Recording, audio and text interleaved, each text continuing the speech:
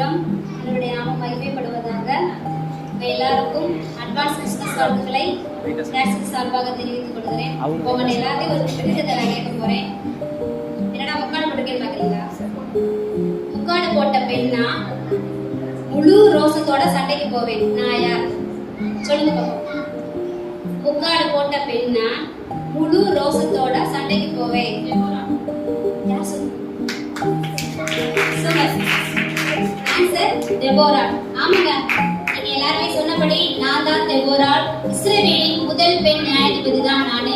இஸ்ரவேல் ஜனங்கள் அடிக்கடி பாவம் செஞ்சு ஆண்டவரை விட்டு வழி விலகி போனாங்க. அப்ப அவங்கள வழி நடத்துறதுக்காக நிறைய நியாயாதிபதிகள் இருந்தாங்க. அதுல ஒரே ஒரு பெண் நியாயாதிபதி ஆண்டவர் என்னை எடுத்து பயன்படுத்தினாரு. நியாயாதிபதியா மட்டும் கிடையாதுங்க, நான் ஒரு தீர்க்கதரிசியாகவும் செயல்பட்டேன். எப்படின்னு பாத்தீங்கன்னா, இஸ்ரவேல் ஜனங்களை அழிக்கிறதுக்காக சிசரா கூட அவங்க யுத்தத்துக்கு போக அவங்க ரெடியா இருந்தப்ப சிசராட்ட 900 இருப்பிரதங்கள் இருந்துச்சு. அதை பார்த்து இஸ்ரவேல் ஜனங்கள் ரொம்ப பயந்து போய் அப்ப நியாயாதிபதியா இருந்த என்கிட்ட ஆலோசனை கேட்டாங்க. நான் அவங்களுக்கு நியாயாதிபதியா மட்டும் இல்லாம ஆண்டவர்கிட்ட ஜெபித்து அவங்களுக்கு பதில் அளிக்கக்கூடிய ஒரு தீர்க்கதரிசியாகவும் செயல்பட்டதுனால ஆண்டவர் அந்த சிசராவை ஒரு பெண்ணோட கையில ஒப்பு கொடுத்தாருங்க. என்ன போல நீங்களும் உங்க குடும்பத்துல மட்டுமல்லாம நீங்க செய்யக்கூடிய வேலைகளிலும் முன்னோடியா இருந்து நீங்க செயல்படும் போது ஆண்டவர் எல்லா இடங்களும் நமக்கு வெற்றியை கொடுப்பார். ஆமென். எனக்கு வயது 90. எனக்கு வயது 90. என் கணவருக்கு கீழ்ப்படிந்து நடப்பேன். நான் யார்? வாக்குத்தத்தத்தின் மகன் என்னிடம் தோன்றினார். நான் யார்? நீங்க சொன்ன ஆன்சர் சரிதான். நான் தான் சாரா.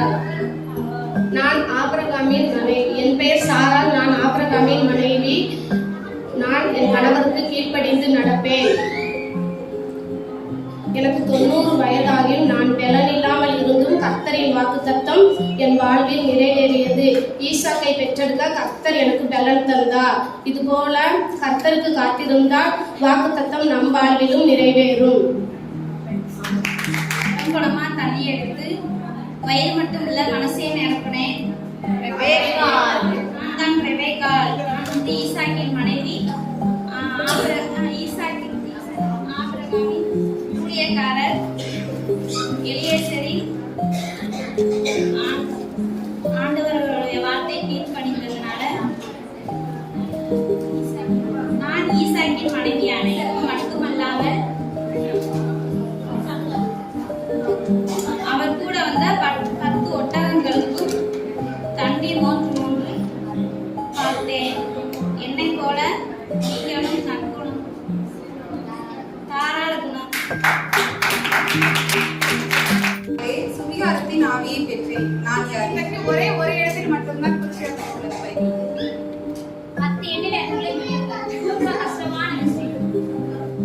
நான் தான் லீதியா. நான் ரத்தாம்பரம் செய்து வருகிறேன்.